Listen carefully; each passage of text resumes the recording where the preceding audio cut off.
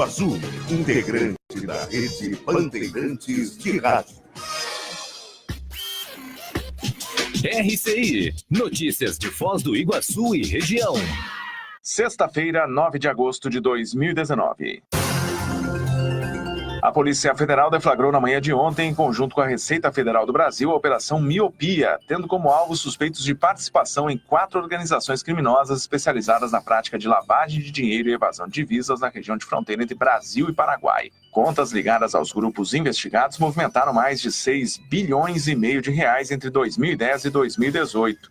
8 suspeitos foram presos, 5 deles em Foz do Iguaçu e 3 em São Paulo. 2 pessoas permanecem foragidas, todas elas na capital paulista. Os presos são pessoas que faziam operações de câmbio ilegais. A operação, batizada de Miopia, é um desdobramento da Operação Hammer On, deflagrada pela Polícia Federal e pela Receita Federal em 2017. Foram cumpridos ontem 14 mandados de busca, 8 prisões foram efetuadas, 2 investigados permanecem foragidos, 10 veículos foram apreendidos, R$10 mil em espécie também foram apreendidos, uma barra de ouro de 1 quilo foi localizada em um dos endereços e apreendida. Também foram recolhidos vários documentos e mídias diversas. RCI. O Foz Cataratas Futsal enfrenta hoje às 2 da tarde na cidade gaúcha de Erechim a equipe do Minas pela última rodada da fase de grupos da Taça Brasil de Futsal, competição mais tradicional do país que reúne os campeões dos principais campeonatos estaduais. Em 3 jogos até o momento, o representante iguaçuense conquistou uma vitória contra o Tamandaré de Pernambuco por 5-3 e 2 empates contra Tubarão de Santa Catarina por 2-2 e Atlântico do Rio Grande do Sul por 1-1. Para avançar para a fase semifinal, o Foz Cataratas precisa vencer o Minas por qualquer placar. Caso consiga, a equipe chega aos 8 pontos e pode até mesmo terminar na primeira colocação do grupo, para enfrentar ou Corinthians ou Carlos Barbosa na etapa seguinte. Os jogos das semifinais serão já neste sábado, enquanto que a final da Taça Brasil será disputada no domingo, com transmissão para todo o Brasil pelo canal Sport TV. Outras notícias de Foz do Iguaçu e região fronteiriça você confere de segunda a sábado, das 8 às 10, no programa Amanhã RCI. Eu sou Guilherme Wojciechowski e este é o RCI Notícias. RCI Notícias, de volta a qualquer momento na programação. RCI, Rede Comunicadora Iguaçu, integrante da Rede Bandeirantes de Rádio.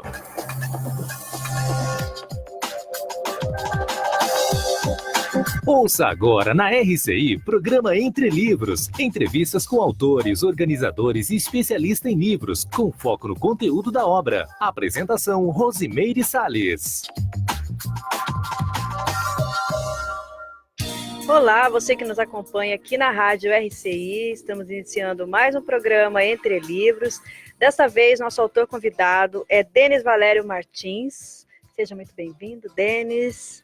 O Denis, ele é licenciado em História, especialista em Fundamentos da Educação, mestre em Educação.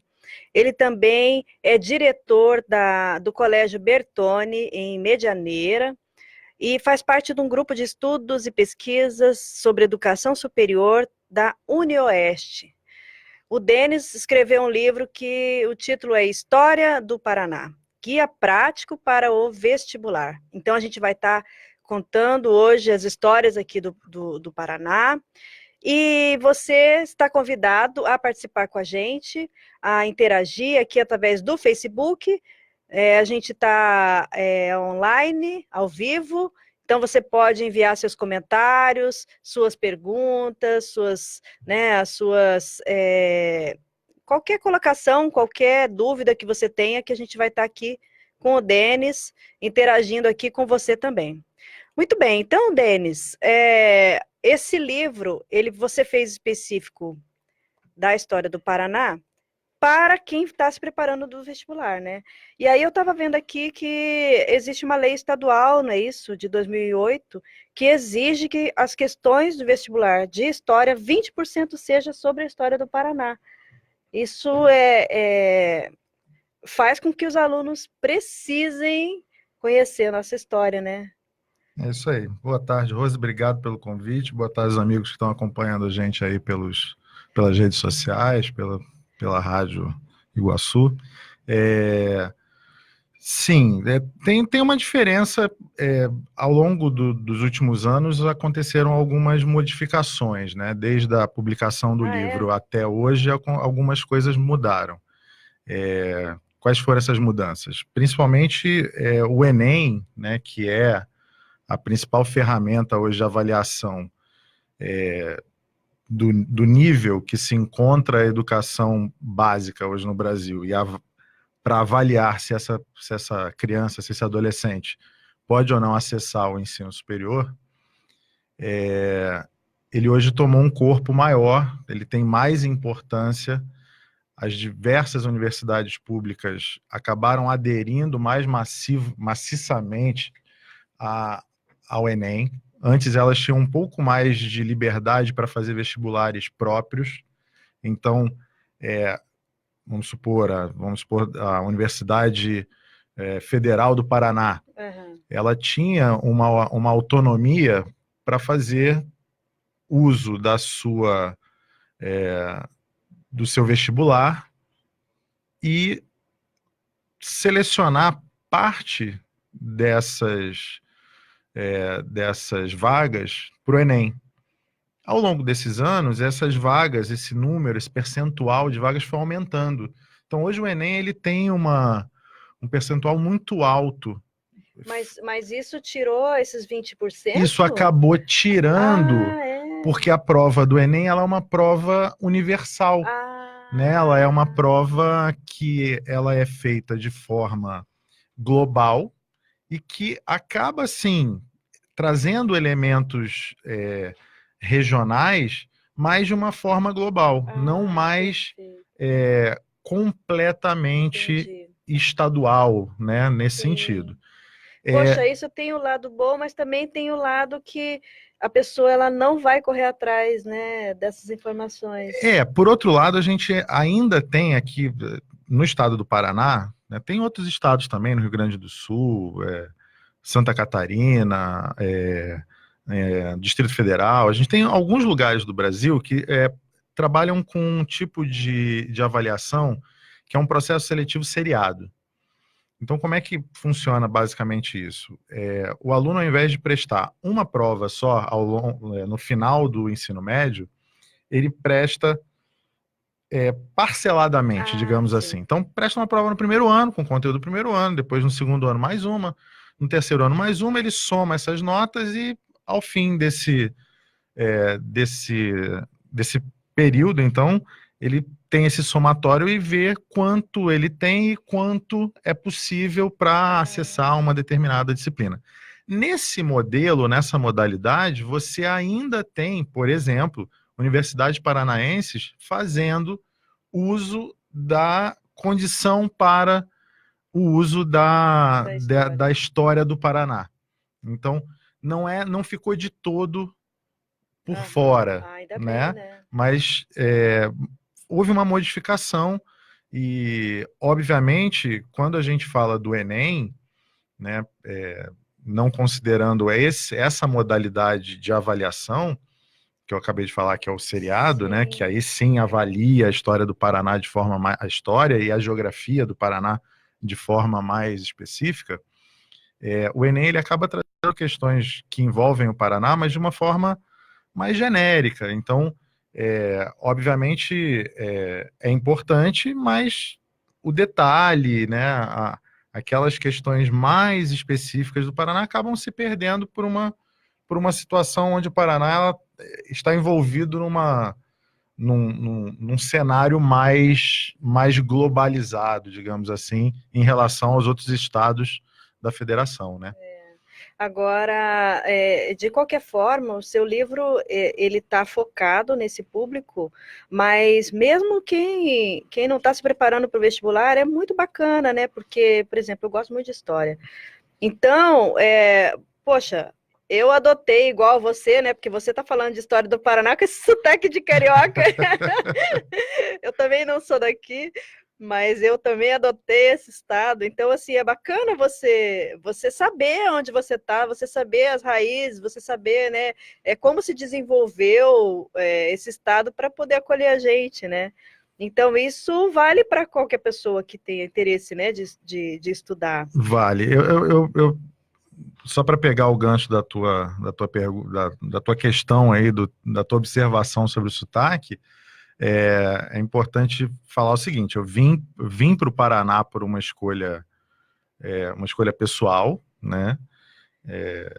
Motivado por uma insatisfação.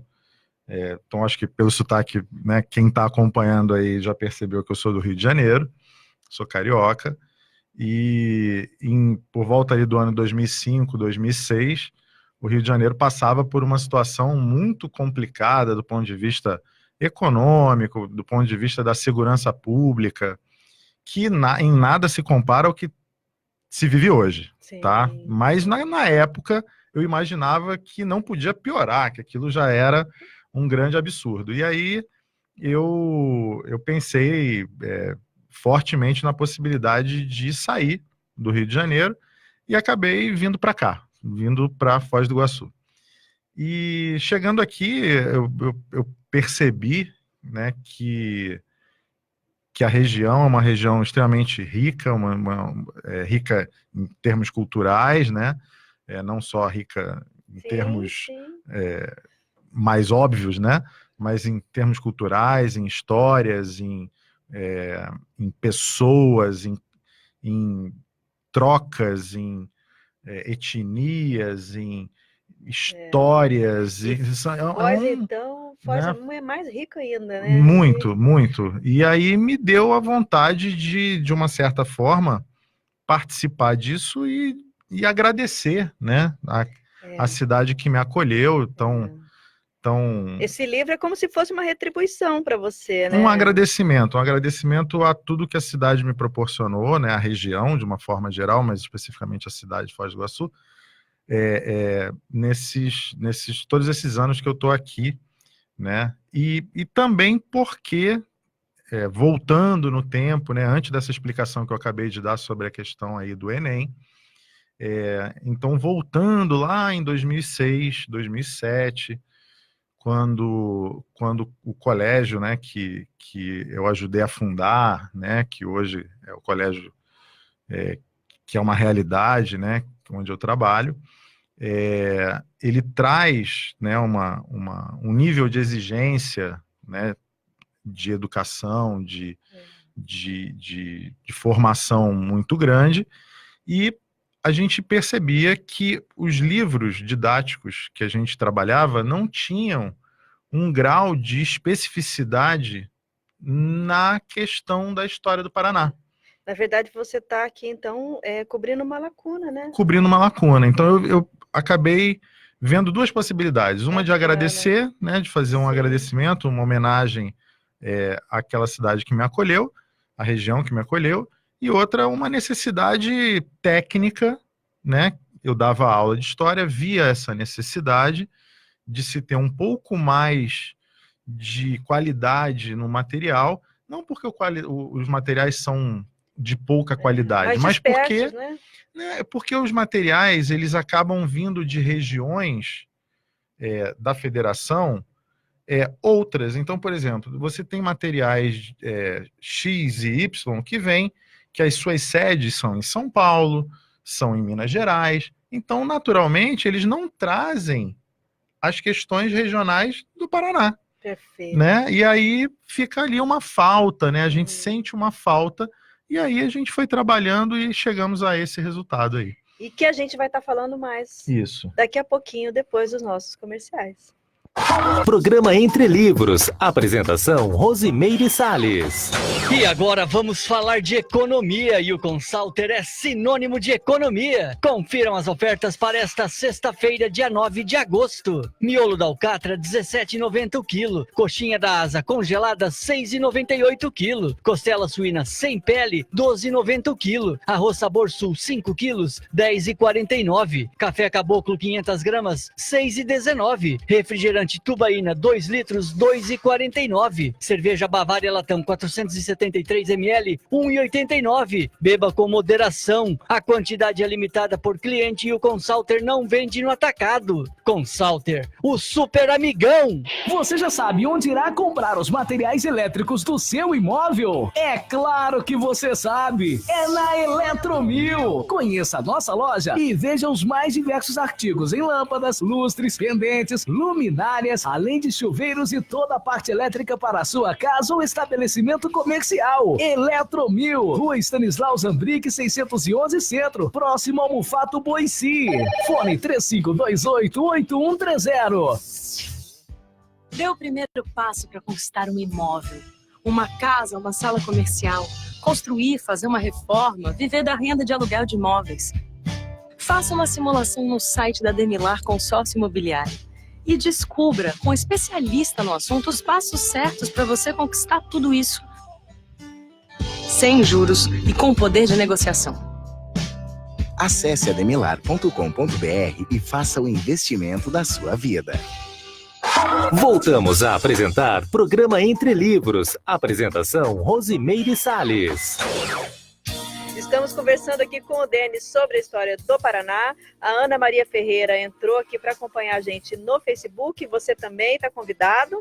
E, Denis, vamos lá. Aqui no seu livro você começa a falar da história do Paraná, falando desde a pré-história. Muito bacana isso, né? Você quer começar a história do Paraná por lá? Pode ser. Na verdade, a proposta, então, seguindo, né, o que eu estava terminando de falar no último bloco, então, eu usei um método para a escrita desse livro, eu usei um método que não é um método tradicional para a escrita de alguma coisa.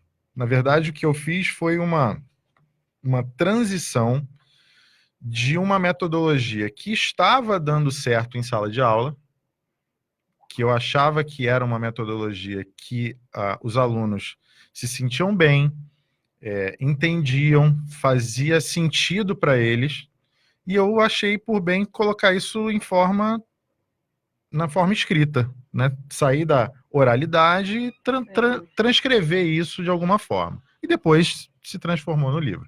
Como é que é isso? Geralmente, né, tradicionalmente, a gente, em sala de aula, ou mesmo quando a gente conta uma história para uma criança, ou mesmo quando a gente está batendo um papo, a gente conta uma história e depois a gente fala, pô, você se lembra que eu acabei de falar? Ou lembra que eu te disse isso? Lembra que eu te falei aquilo? Ou, olha, eu acabei de falar isso. Vou te fazer uma pergunta sobre o que eu acabei de falar. Então, primeiro eu faço uma teoria e depois aplico uma pergunta, né? Essa é a forma que a gente mais acaba vendo. E aí eu propus uma situação diferente, né? No livro você vai perceber que eu começo com a pergunta, né? Eu inverto, simplesmente eu inverto. Eu vou começar com o problema e vou buscar a solução, tá? Então eu primeiro venho com uma pergunta, eu trago uma pergunta, busco uma pergunta em algum vestibular. Isso que eu ia falar, né? De vestibular, que de já vestibular, para a gente também desmistificar essa questão do vestibular. É importante a gente entender que o vestibular ele é uma ferramenta de avaliação do conhecimento que a criança ou adolescente obteve ao longo da escolarização que ele teve. Então, o vestibular ele não tem como objetivo arrebentar com aquele sujeito que está ali, né? Ele quer saber se você tem ou não aquele conteúdo, se você conseguiu assimilar ou não aquele tipo de conhecimento. Então, a gente geralmente ouve, meu Deus, as crianças vão perder a adolescência dentro do colégio, elas têm que estudar que nem loucas. Meu Deus. Não, o estudo faz parte da construção do ser humano, né? Ser humanos intelectualizados, ser humanos conscientes de que a inteligência, o que eu estou chamando aqui de inteligência, né? A inteligência é tudo aquilo que você adquire ao longo da sua vida, e usa de forma positiva, né, para o bem da comunidade, do todo. Então, que a inteligência ela faz parte desse processo. Pois bem, então, qualquer que seja a pergunta a ser feita, o melhor é que seja uma pergunta inteligente, uma pergunta válida, uma pergunta com um nível importante, um nível interessante, para que o aluno se sinta motivado, né, sem perder a motivação, né, por ser uma pergunta muito difícil, mas uma pergunta que ele se sinta, primeiro, estimulado a responder, e quando ele responde, ele fala, poxa, eu consegui responder uma pergunta de vestibular. E não de qualquer vestibular, de um vestibular importante, né, um vestibular que figura aí entre os 10 mais, os 5 mais, enfim, seja lá qual o critério que você use. Mas o importante começa com uma pergunta que caiu em algum vestibular. Pois bem, e aí a gente vai desenvolver a teoria relacionada àquela pergunta para que, ao final daquela teoria, essa pessoa consiga voltar na pergunta e achar a resposta com uma certa tranquilidade. Então, essa é a forma como a gente vai acabar encontrando aí ao longo do livro, você vai buscando, e é a forma como foi sendo feita a escrita, e as aulas que originaram o livro foram sendo feitas também. Essas aulas foram sendo buscadas dessa forma, começava com uma pergunta mestra, uma pergunta, né, que originava aquele bloco de aula, e a partir dali você começava um conteúdo, e ao final daquele bloco, quase todos, eu esperava, né, eles conseguissem, então, responder a aquela pergunta,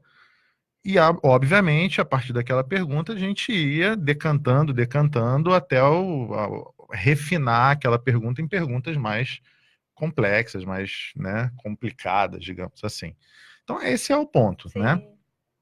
Voltando lá, para a questão da pré-história, né? Então, de uma forma geral, a gente... Então, vamos falar de Paraná, né? Vamos só estabelecer esse critério aqui.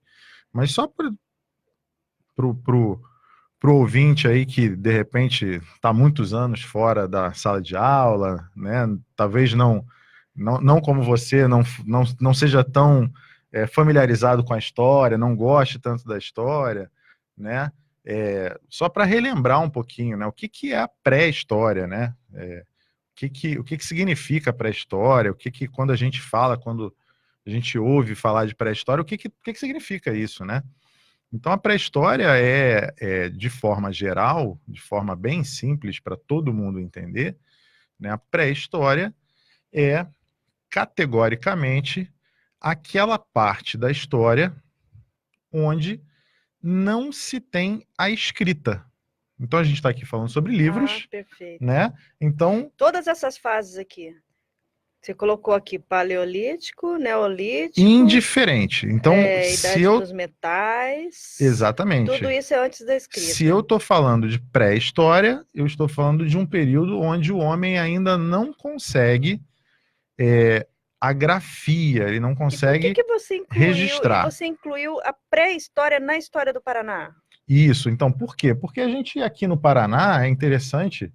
que aqui no Paraná a gente tem algumas regiões, como a região de Tibagi, né? É uma região onde a gente tem alguns elementos gráficos. Então, olha só, quando eu falo que a pré-história se caracteriza por um período pré-escrita, isso não quer dizer que eles não se comunicavam, tá? Obviamente eu estou falando de comunicação não oral. As pinturas, né? rupestres. As pinturas rupestres. Então, em Tibagi, você tem o Cânion Guartelá. No Cânion Guartelá, que vale a visita, vale uma caminhada boa no fim de semana, aí quem está ali perto de Curitiba, né? Ponta Grossa, tá certo? Ali pertinho de Ponta Grossa, você vai ter ali o Cânion Guartelá.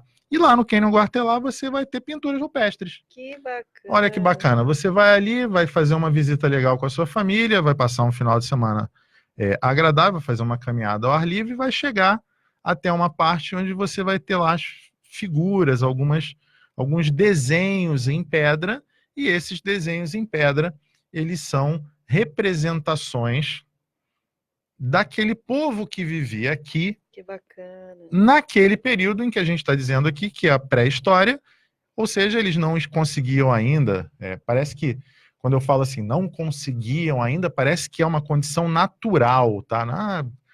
Então primeiro ele desenha, depois ele escreve, depois ele digita, como se fosse uma... Não é assim, tá? Mas a condição que eu estou me referindo é, naquele momento, para aquele povo que vivia ali, era a forma como eles se manifestavam não oralmente. Perfeito. Então eles desenhavam na pedra, eles registravam algumas coisas na pedra, e aí até hoje a gente tem aí discussões, né, teóricas a respeito dos significados desses desenhos, né? Por que eles faziam esses desenhos? Seria alguma coisa no sentido mágico, né? Lembrando que a gente nessa época, né? Qual época? Pré-história, a gente não usa a expressão religião, né? Sim. Não existe religião, não usamos essa expressão nessa época. Então a gente usa o quê? Uma mágica, né? Uma relação com uma adoração, com um outro mundo, que também né? tem a ver com o indígena, porque o indígena também, a gente não pode chamar de religião, mas eles tinham as adorações deles, né? Também tinha, né? Com a natureza, com uma outra entidade. E onde que entra o indígena nisso tudo? Não é sai, né? Evolutivamente, a gente sai da pré-história, entra na história propriamente dita, mas vamos pensar âmbito regional, né? Os habitantes, é como se eles fossem, nessa escala evolutiva aí, chegassem até os indígenas. Depois é que a gente entra, né? Colonizações. Então vamos para um próximo passo. Cronologicamente- Vamos para um próximo passo. Qual é o próximo passo? O que é o indígena, né? O indígena é um... Ele não está na pré-história? Ou como que... Então vamos lá. Vamos chegar a essa conclusão. Então, veja bem, o que a gente está dizendo aqui? O termo indígena, ele é um termo cunhado pelo europeu, né? Ok. Então, se eu parto do princípio, agora vamos falar de semântica, de linguística, enfim. Se eu parto do princípio, né, de que eu estou falando onde entra o indígena nessa história, na pré-história, Ele já estava lá. ele não entra, porque... Ele já estava lá. Não, ele não estava, porque se o termo é cunhado pelo europeu, que só chega aqui em 1500, e eu estou falando de pré-história, então nós temos um problema de datação aí. Perfeito. Né? Então só para esclarecer aqui a situação, para não ficar uma coisa muito filosófica aqui, muito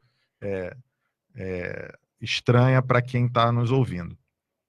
O que eu estou dizendo aqui, facilitando o entendimento, é que o indígena, né, quando a gente usa o termo indígena, a gente está dizendo de um grupo de pessoas que viviam em uma determinada região, especificamente na América, né, e que foram identificados erroneamente por quem aqui chegou, achando que aqui eram as Índias. Ponto. Tá. Né? Então, todos aqueles que estavam aqui foram denominados índios. Então, após essa data, né, após ali aquele período, a gente acaba, né, rotulando erroneamente todos os seres humanos que estavam na América, principalmente nessa América que a gente vai chamar de América Espanhola, né, como índios. Então, voltando à sua pergunta, e os índios, né? Considerando que, então, eram índios. Veja, mesmo que a gente atribua a eles esse nome índios, ok, eram índios então. Porque o que eu estou dizendo é que existiam pessoas que no livro eu não vou chamar de índios, eu vou deixar isso bem claro no livro, vou explicar isso lá, eu vou chamar de nativos, Nativos, excelente. ou seja, aquelas pessoas que moram em uma determinada Pronto. região, que vivem ali, ponto. Então, as pessoas que estavam ali, que viviam ali, elas se relacionavam com aquele meio circundante de uma determinada forma. E uma dessas formas era o registro em pedra, na pedra, Perfeito. através de um desenho. Ok. Certo? Certo. Então, a pré-história, ela é um período onde não se escreve.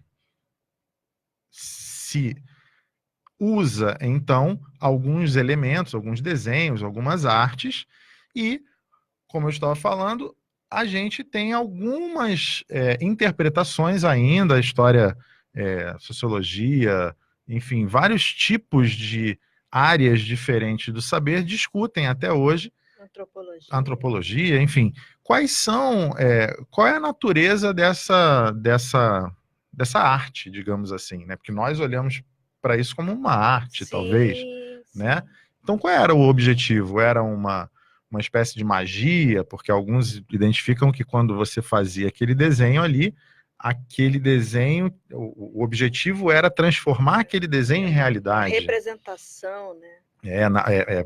Materializar, né? Então você tinha lá desenhos de caça, de pesca, então você desenhava lá na pedra uma caça farta, uma pesca farta, né? Querendo, né, objetivando que na próxima caça, na próxima pesca, você tivesse essa fartura realizada, materializada. Pode ser? Enfim, então, o que eu estou dizendo é que aqui no Paraná nós temos essa arte, assim como em vários outros lugares do Brasil, mas nós temos essa arte e muita gente não conhece. Muitos paranaenses não conhecem, né? E é importante a gente conhecer. E é o que nós estamos fazendo agora. E a gente vai falar ainda mais. Ok. E tem mais história do Paraná daqui a pouquinho, gente, depois dos intervalos. Programa Entre Livros. Apresentação Rosimeire Salles. 13h33. Tá, eu vou subir na escada e você vai me passando as placas de metal. Pode mandar. Mais uma. Mais uma. Cuidado, olha o fio. É aí que mora o perigo. Construir ou reformar perto da rede elétrica é contra as regras de segurança e risco de morte na certa. É melhor tomar cuidado do que tomar um choque. Fica o alerta. Uma iniciativa Abrad e Copel, Governo do Paraná. O Mabu Interludium Iguaçu Convention possui estrutura completa para a realização e o sucesso dos seus eventos sociais e corporativos. São 5 salas com capacidade para até 700 pessoas, 100 apartamentos, restaurante e bar. Agende seu evento e fique tranquilo. Nossa equipe foi especialmente treinada para garantir o melhor resultado com o mínimo de preocupação. Entre em contato 3132-2000. Você contratou um plano de fibra ótica, mas a velocidade do seu Wi-Fi não é lá essas coisas? A tecnologia para ter mais velocidade e estabilidade no Wi-Fi está agora mais barata. Conheça o novo roteador com tecnologia Mesh, vendido e instalado pela Linka, o Twib. Ele melhora a velocidade e estabilidade do Wi-Fi em todos os pontos da sua casa, mesmo que ela seja muito grande. Que tal ligar aqui na Linka para instalar seu novo roteador? Fone 3523-0533. Anotou? 3523-0533. Ou visite nosso site www.linka.net.br. Linka, a melhor internet por fibra ótica, também oferece o Twib, novo roteador que dá velocidade e estabilidade no seu Wi-Fi.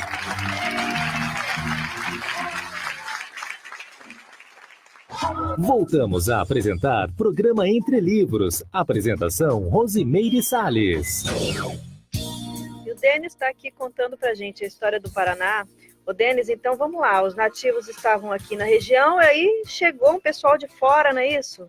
Os colonizadores aí, que foram o quê? Espanhóis, portugueses? Isso. Basicamente aqui nessa região, espanhóis, né? Espanhóis. A gente teve uma sim, espanhóis. Uma quantidade bastante grande de espanhóis aqui na região. A gente, aqui em Foz do Iguaçu principalmente, né? A gente está numa região que originalmente isso aqui era Paraguai, né? Sim. Se a gente, obviamente, a gente vai tentar manter aqui uma linha do tempo, né? Mas não sem se prender a ela, mas se a gente fizer um pulo aqui, a gente sair da pré-história e for lá para o século XIX, né, lá por volta ali de 1864, né, de 1864 até 1870, a gente teve um evento muito famoso, que foi a Guerra do Paraguai, né, que também é conhecido como Guerra da Tríplice Aliança, enfim.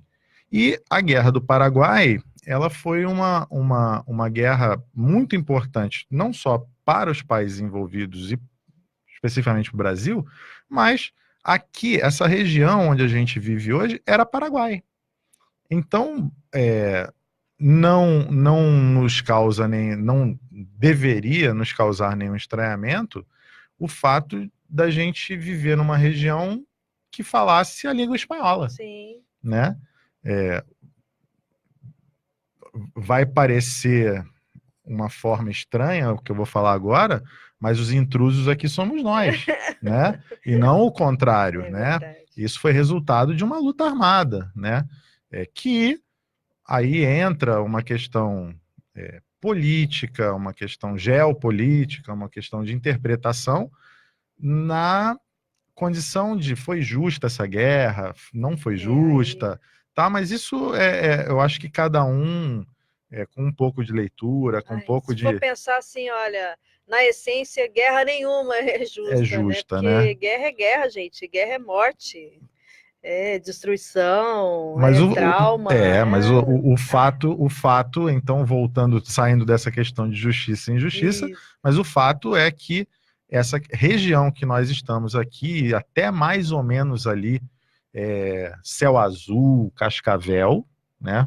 Para quem não é da região que está assistindo o programa aí, mais ou menos 120 quilômetros em linha reta, digamos assim, do ponto onde nós estamos, era Paraguai.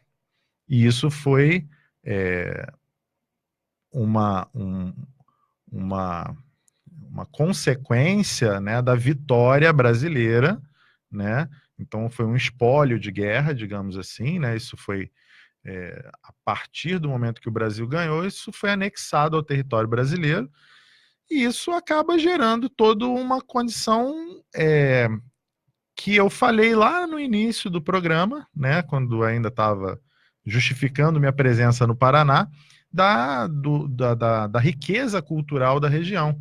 Quer dizer, talvez tenha nascido por uma condição não muito boa, né, injusta, né, considerando o que você acabou de falar, mas hoje a gente tem, então, uma região com uma riqueza étnica, né, uma riqueza cultural muito, muito bacana, talvez justamente por causa disso, porque colocou muita gente junta, obviamente, né, talvez não da melhor forma, né, através do resultado de uma guerra, que talvez não tenha sido lá muito justa, né, mas o fato é que o resultado final, hoje, né, nós temos uma região muito bacana do ponto de vista da cultura. Quando a gente pega a história do Paraná, a gente tem uma parte da história do Paraná que é essa indexação, essa anexação aí dessa região aqui, que era do Paraguai.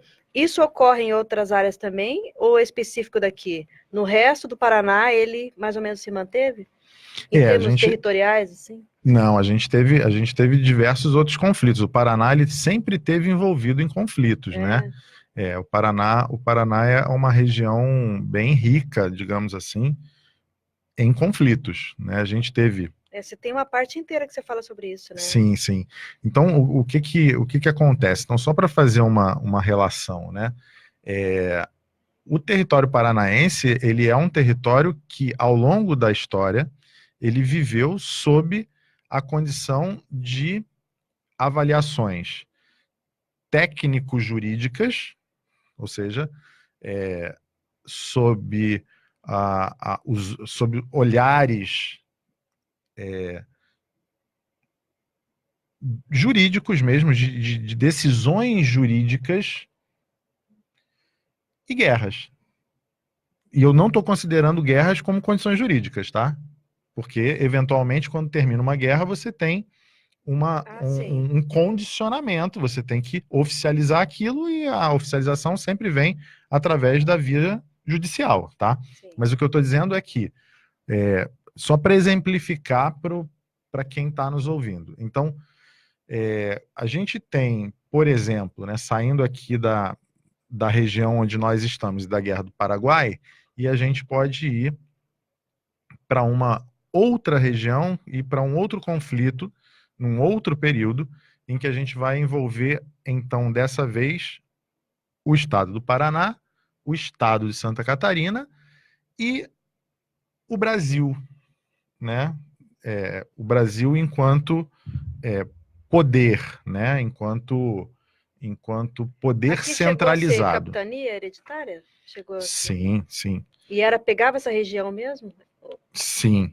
O que acontece nessa região é importante. É porque o que eu estou tentando chegar à conclusão?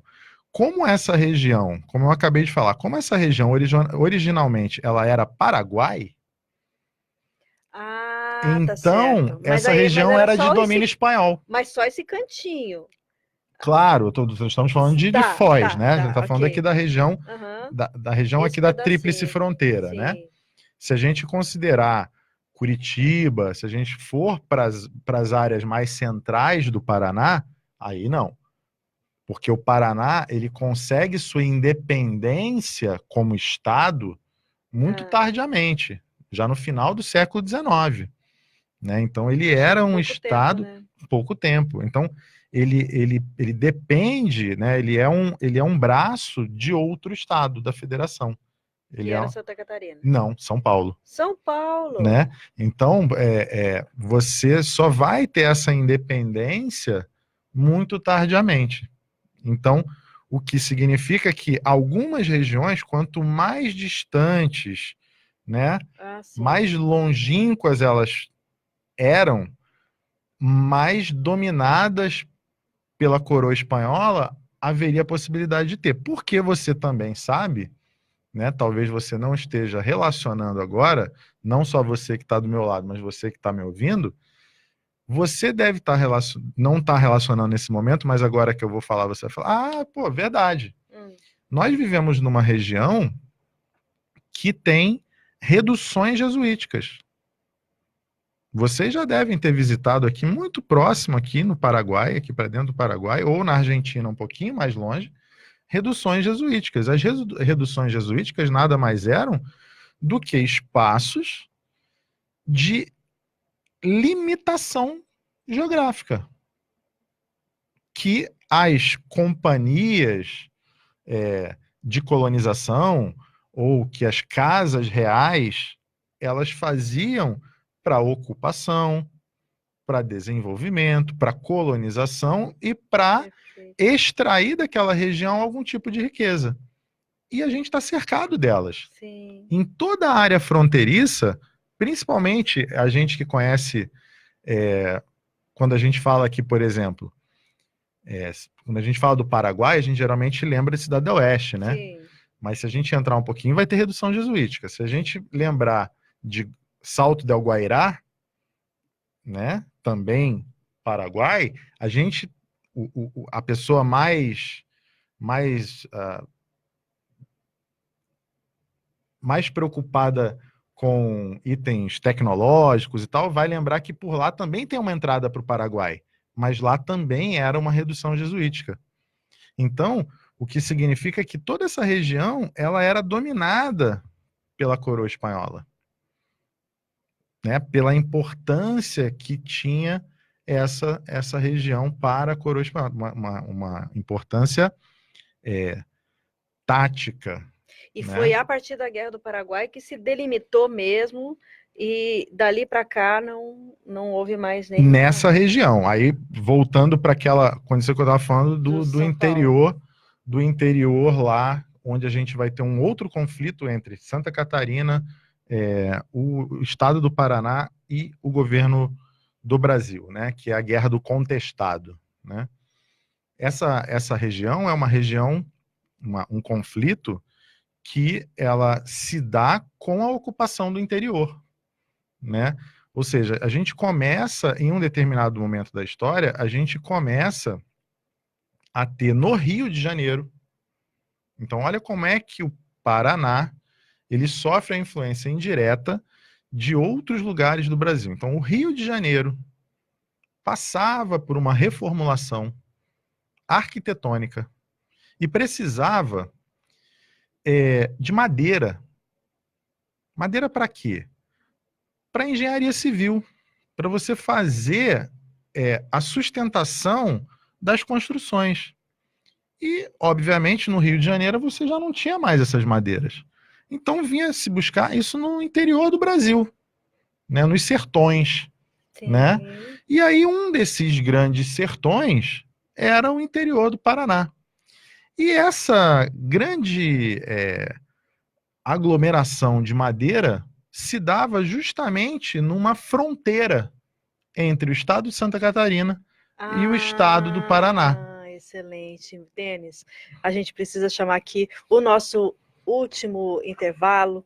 E aí, no último bloco, a gente continua essa história, então, do Paraná aqui com o Denis no programa Entre Livros.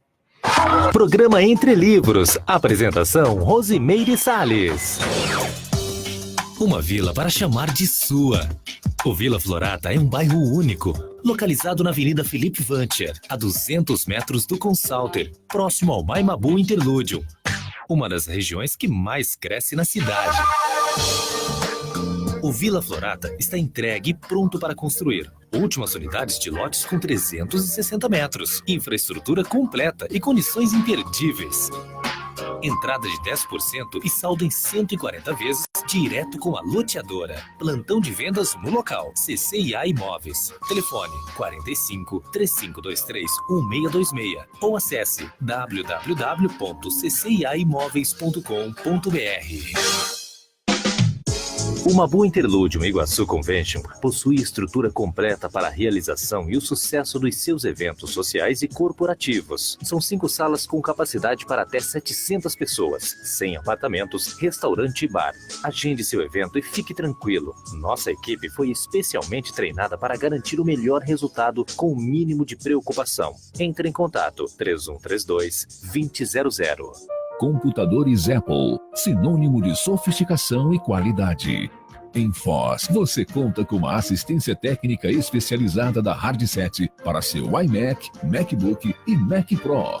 Limpeza, upgrade e atualização de seu Mac. Confie na Hardset. Na República Argentina 3855, ao lado da Fraida. Hardset. Com a reforma da Previdência cada vez mais próxima de ser aprovada, que tal começar a planejar seu futuro? Na Ademilar você garante uma renda futura e vitalícia e aumenta seu patrimônio. Acesse ademilar.com.br, faça uma simulação e descubra que a sua aposentadoria imobiliária pode começar hoje. Ademilar, consórcio de investimento imobiliário, o investimento da sua vida. Voltamos a apresentar Programa Entre Livros. Apresentação Rosimeire Salles. Nós estamos aqui conversando com Denis Valério Martins sobre a história do Paraná e o Fernando Carneiro Pires também entrou aqui no nosso Facebook, mas a gente já está no nosso último bloco. E aí, Denis, continua contando para a gente então essa história. Depois dessa questão aí com Santa Catarina, aí sim se delimitou, né, a região. Sim, então, só para tentar amarrar, né, essa questão das disputas. A Guerra do Contestado, ela tem esse nome justamente porque todas as decisões judiciais elas eram contestadas, né, e por isso esse nome, né. O Paraná sempre perdia na justiça para Santa Catarina, ou seja, perdia território, então contestava a decisão judicial, e daí vem o nome contestado. Essa é uma das possibilidades do nome. E, então, você tem uma modificação do território brasileiro com a Guerra do Paraguai, você tem uma modificação do território interno, né, entre Paraná e Santa Catarina com relação à Guerra do Contestado. Obviamente, a Guerra do Contestado não é só sobre a madeira, tem uma questão da linha férrea que vai ser instalada aqui com capital e mão de obra norte-americana. Isso vai gerar todo um conflito, mas, enfim, pelo avançado do tempo, vamos avançar, né? Então, você tem mais uma modificação no território. Então, o Paraná ele está sempre envolvido em alguma situação ali, né, algum conflito, alguma situação com outros estados, né? Também tem federalista com o Rio Grande do Sul, que o Paraná também estava envolvido, né? A Farroupilha, que o Paraná também estava envolvido. Então, sempre o Paraná está ali, de alguma forma, aqui, basicamente nessa região aqui sul do Brasil, ele está sempre envolvido ali, e isso acaba modificando, por menor que seja, mas acaba modificando o seu desenho, né, geopolítico, né? E isso acaba, de uma certa forma, com a independência, vamos chamar de independência, tá? Para ficar mais fácil de todo mundo entender, quando realmente o estado do Paraná nasce, né? Ele se separa de São Paulo, né? Ele vira autônomo. Isso é século XIX? Isso é século XIX, né? Ele realmente se separa ali do estado de São Paulo, e aí você começa, já no século XX, você começa uma época muito importante, porque, basicamente, você tem se tornar autônomo é importante, mas é no século XX que o estado do Paraná ele vai começar a crescer, né? É com Getúlio Vargas, basicamente, no poder, né, que o norte do Paraná vai começar a ser ocupado. Então, regiões como Cianorte, Londrina, Maringá, né? Toda essa região ali, elas são áreas que foram autorizadas à ocupação através de documentos pelo Vargas. Então, você vai perceber, né, quem anda aqui de carro, quem é a pessoa mais atenta, se você colocar aí no Google, você vai perceber que de Cianorte para Maringá, você vai ver que tem mais ou menos ali 70 quilômetros. De Maringá para Londrina, mais 70. Então você tem um planejamento. Okay. Então você tem áreas de ocupações, essas ocupações são estratégicas e que foram abertas para a colonização. E, obviamente, aquilo ali deu mais problemas. Você vê que ali é uma região hoje bem desenvolvida, né? Londrina é uma cidade grande, é uma cidade bem bacana, Maringá também, Cianorte, enfim, são cidades ricas, né? Cidades desenvolvidas, mas são cidades que entraram nesse cenário novo, né? Porque é a área nova do Paraná. Sim. E uma área que começou através do plantio do café, um plantio tardio também, né? O Brasil já não plantava mais café, o café já não era mais o produto principal do Brasil, mas aquela região, só entendendo, né? São Paulo estava do lado de lá, sim, né, da fronteira, digamos assim, não plantava mais café, o terreno já tinha, entre aspas, morrido, sim, e para cá o terreno era propício, então se plantou café, mesmo não sendo mais Paraná. Sim. Mesmo não sendo mais São Paulo, agora sendo Paraná. Sim. Então, ok, então vamos plantar café. Sim. E o Paraná começa, então, um ciclo de café tardio em relação ao Brasil, mas é o café que vai dar origem, então, a esse novo ciclo de ocupação do norte paranaense e de toda essa região. Então, tudo acontece ali, de uma certa forma, por essa movimentação geopolítica, por esses arranjos de fronteiras, de ocupações, de disputas entre grupos, né, de poderes locais ali. Não, boa parte do livro justamente são esses conflitos, né? As guerras, são esses contestados aí que você falou, né? E esses outros conflitos agrários que você chama no Paraná, tem a ver com tem a ver isso, com isso, tem a que ver é com, a questão do principalmente com café. com essa região. É porque, só lembrando que, como o livro é um guia para o vestibular, e os vestibulares, eles, né, antes de fazer o livro, foi feita toda uma pesquisa, né, nos últimos 10 anos, isso, obviamente, antes do livro ser feito, nos últimos 10 anos anteriores ao livro ser feito, no que vinha sendo cobrado nos vestibulares, então esses eram os principais pontos. Então, guerras, conflitos, geralmente coisa, né? eram pontos que caem bastante, geralmente são bastante cobrados nessas Mas provas. fora, assim, o que você vê assim, de mais relevante que foge dessa questão toda de conflito assim, no Estado, em termos históricos? Eu acho que a própria... Eu acho que Ou ele foi permeado por aí mesmo? Não, é óbvio que tem uma importância, né? Como a gente acabou, como eu acabei de falar, aqui né? você focou, né, lógico, para o vestibular. Mas no âmbito da história do Paraná como um todo, assim, na hora que você tira esses conflitos, tem muita coisa? Veja, o problema de tirar o conflito, o que sobra do conflito? Porque quando a gente fala de conflito armado, porque todo conflito armado, ele envolve uma série de outros conflitos que não são armados. Perfeito, são os conflitos ideológicos, são os conflitos culturais, são e os o próprio conflitos... desenvolvimento da história, você, depois de cada conflito, você tem toda uma reorganização da sociedade, uma adaptação a novas culturas, né? Exatamente. Por exemplo, aqui, assimilou o Paraguai, muda tudo, não só a geografia, você muda a questão social, sociológica. Olha, só fugindo um pouquinho do conflito propriamente dito com armas. Mas veja, a própria instalação da Itaipu, né, que é um evento importante na região, né, extremamente importante no Brasil, mas na região é importante. Veja o quanto foi e ainda é importantíssimo. Quantas pessoas saíram de diversas regiões do Brasil para se instalarem na região de Foz do Iguaçu e depois não voltaram. Permaneceram aqui.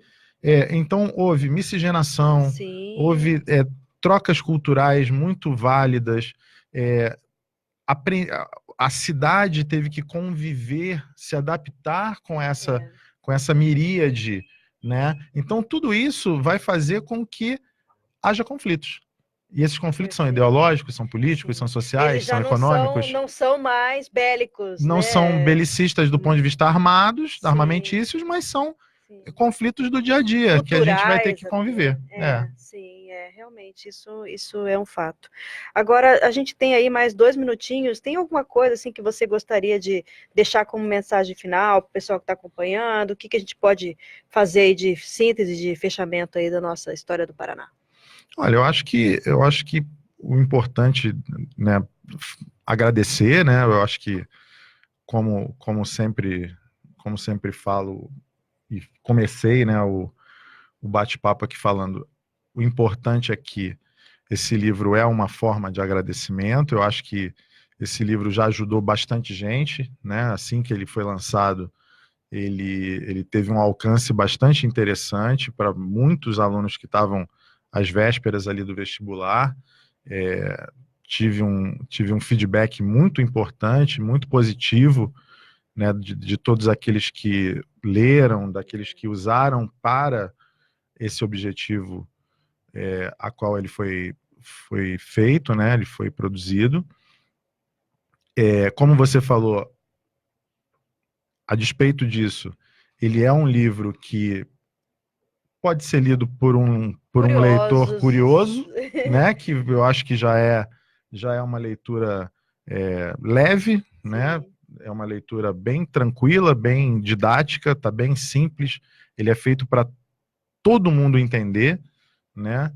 Então, é isso. É uma leitura que eu acho que é importante, porque eu acredito que a história, não só a história do Paraná, mas a história, ela deveria ser uma riqueza. Ela deveria ser apropriada por todos os moradores, todas as pessoas que vivem em um determinado local. Ela não deveria ser propriedade apenas de uma cadeira de uma faculdade ou de um banco escolar, ela deveria ser um bem, né, que todos nós entendêssemos que deveria ser um mínimo a ter, né?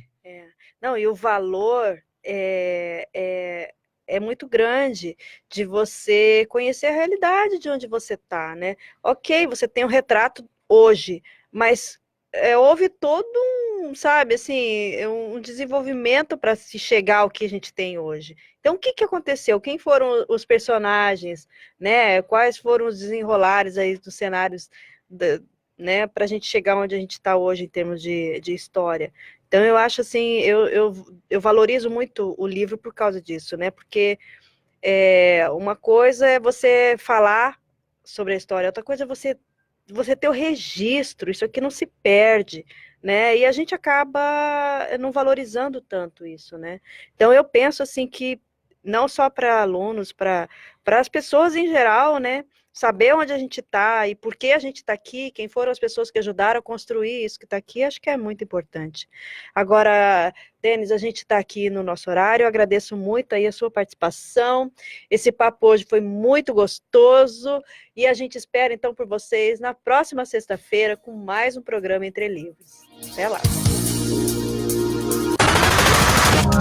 Você acabou de ouvir Programa Entre Livros, com Rosimeire Salles.